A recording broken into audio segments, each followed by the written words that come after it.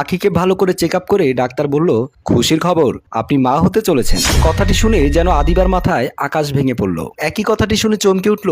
আদিবা অস্থির হয়ে মনে মনে ভাবল, এটা কিভাবে সম্ভব? আখি অবিবাহিত, আর আমার বাসায় আমি মামুন আর আমার বৃদ্ধ অসুস্থ শ্বশুর ছাড়া আর কেউ নেই। তাহলে আখি কিভাবে প্রেগনেন্ট হবে? আখি মাথা নিচু করে কান্না করছে। তাই কিছুটা বিস্মিত হয়ে ডাক্তারকে আদিবা প্রশ্ন করলো, আপনি কি শিওর আখি প্রেগনেন্ট? ডাক্তার সাহেব মুচকি হেসে বলল, আদিবা ম্যাম, আমি আপনার পারিবারিক ডাক্তার। আমি আপনার সাথে মজা করব কেন? আমি চেক আপ করে যেটা বুঝলাম সেটাই আপনাকে বললাম। ডাক্তার সাহেব, ওর তো এখনো বিয়ে হয়নি। ডাক্তার আদিবাকে 100% শিওর দিয়ে বলল যে আখি প্রেগনেন্ট অ্যান্ড 3 মাস রানিং। আদিবা ডাক্তারের কথা বিশ্বাস করতে পারছিল না, কিন্তু সব রিপোর্ট সাক্ষী দিচ্ছে যে আখি মা হতে চলেছে, তাই বিশ্বাস না করেও পারছে না। আদিবা আখিকে বলল, চল বাসায় চল। ডাক্তারের কাছ থেকে বিদায় নিয়ে বাসার দিকে চলে আসলো। বাসায় এসে আখিকে নিয়ে তার রুমের ভেতরে ঢুকলো।